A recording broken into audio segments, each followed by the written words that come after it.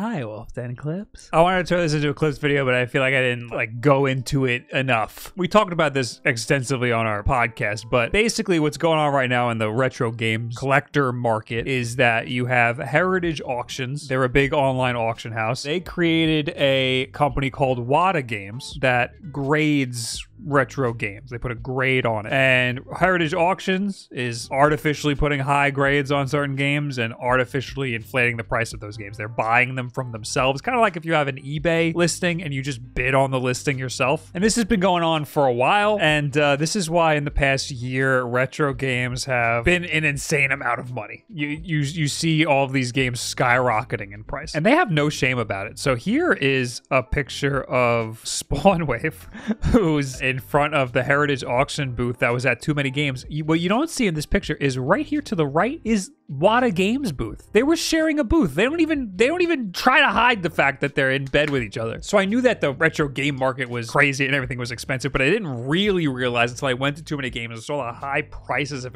everything.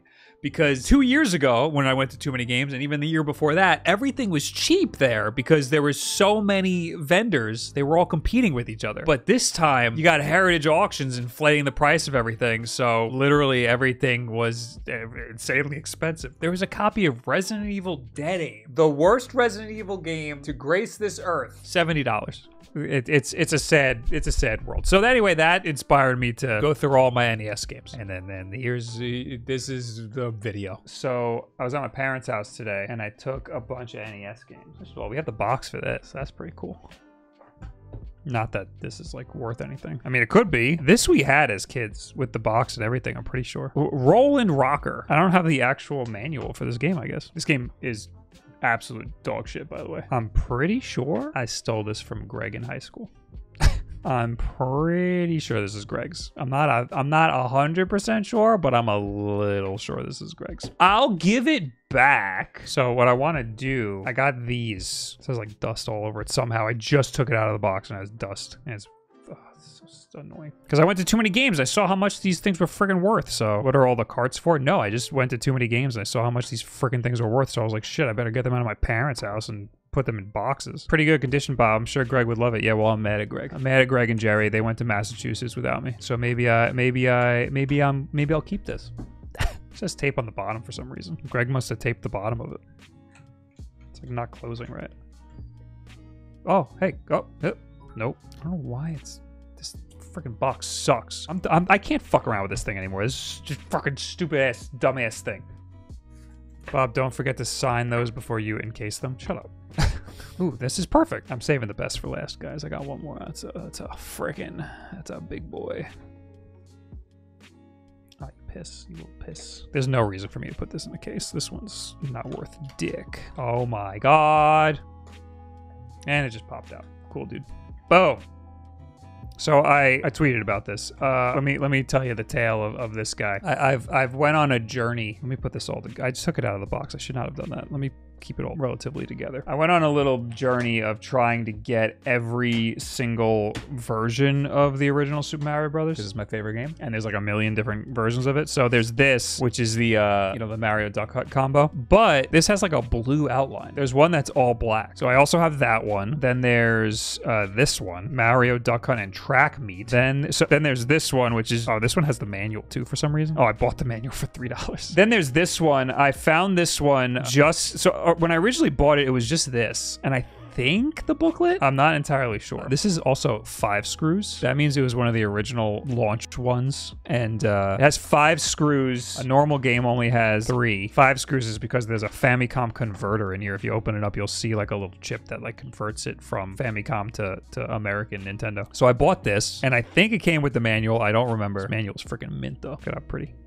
I don't want to bend it. Let me explain. I bought this for $10 way back in the day, maybe 2015 or 16. I went to a retro game store, I think in Florida, and they had the box and it was mint. It was the box and the game, but no manual or something like that. And I said, could I just buy the box? I don't need the game. And they were like, yeah, $5. So I bought the box. Now I have a complete in-box original Mario Brothers. And the reason why I got these friggin' plastic cases is because I was at Too Many Games and I saw they were selling this for $400 to $500. What the fuck? fuck? It's not worth $400 to $500. It's because of the stupid inflation going on in the retro game market. It's total bullshit. But I gotta forget. I'll put it in a case.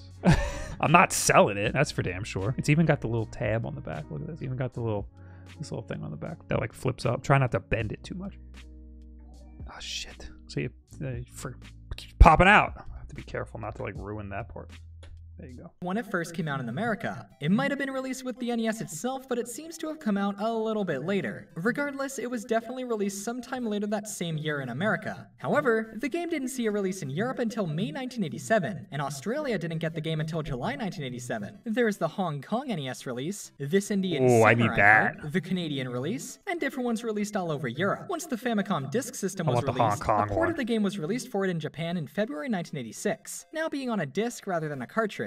Would you say this investment has raised or lowered your net worth? Well, hey, definitely raised. I paid $15 for it. In October of 1986, 19 years after the first broadcast of All Night Nippon, the show's 20th anniversary campaign named All Together Now was announced. The show announced they'd be Did they make a friggin' cartridge or what? One of which being a limited edition version of Super Mario Bros. For the Famicom Disk System. Now we're talking. It was announced that in December of 1986, 3,000 winners would receive a copy of a game called All Night Nippon Super Mario Bros. I like that art of Mario with his back turned. That's very strange for like official Mario art, that he's just not facing the screen. An official retooling of the original game with various show-themed changes. Only 3,000 copies were produced for and given away through the contest, but the demand was so high, Nintendo eventually produced another limited run of the game. All Night Nippon Super Mario Bros. Is essentially an officially licensed hack of the original game, completely authorized by Nintendo. The changes looks like are Mario pretty apparent. 2. The graphical upgrades seen in the Japanese Super Mario Bros. 2 have all been added to the original in this release. Also taking inspiration from Super Mario Bros. 2, the two-player mode is removed, and instead you can pick to play the game as either Mario or Luigi. One of my favorite changes is that they made most of the stages set at nighttime. Given the show it's based on always runs late at night. Now that's all great, but what really makes this game All Night Nippon themed?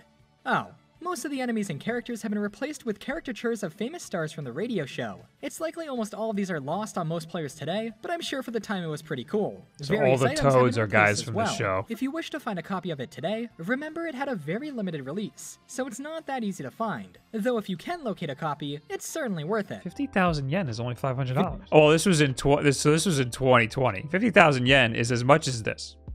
That's why the stupid collection market is so...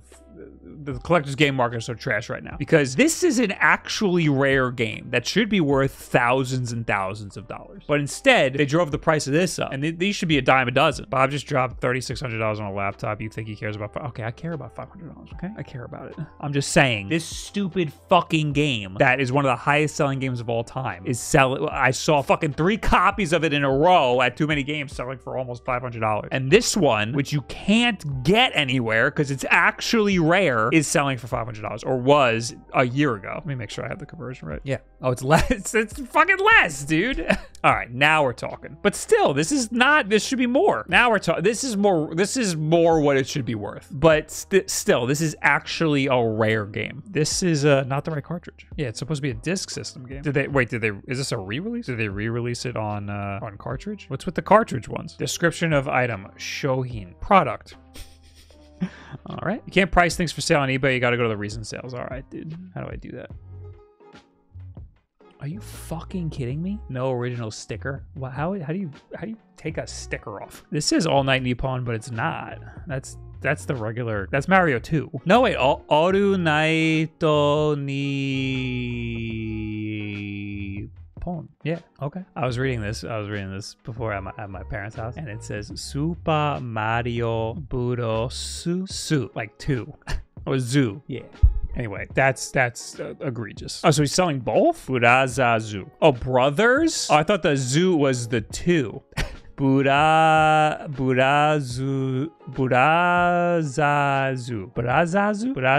Why wouldn't it be Burazasu? Why would it be a Z and not an S? Super Mario Brothers 2. That's what I thought it was saying. I want this. I want this.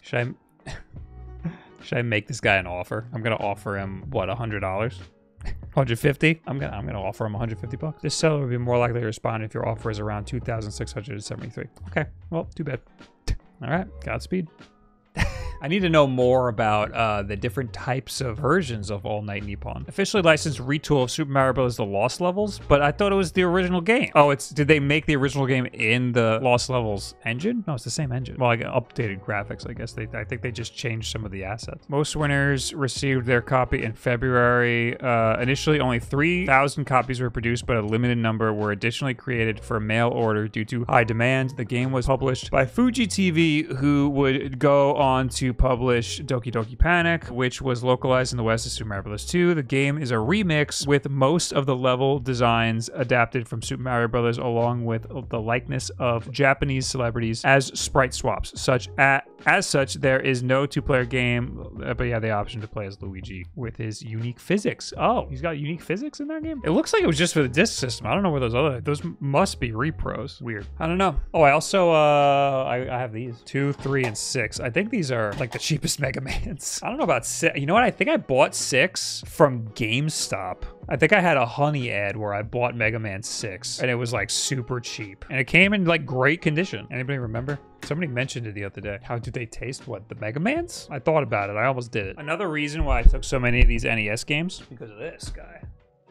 The case I got at Too Many Games. Now, will it fit with the little sleeve? Oh, it does. Wow, look at that. Cool. Now I got my games in here. And hey, thanks for sticking out through the whole video. And if you liked it, make sure you put a like on it and subscribe if you want to come back and hang out some more. But really, you should just go to the Twitch. You should go to Twitch and hang out there. But you know, if I'm not live, you can watch some more Wulff clips. Thanks for being here, and I'll see you later. Goodbye.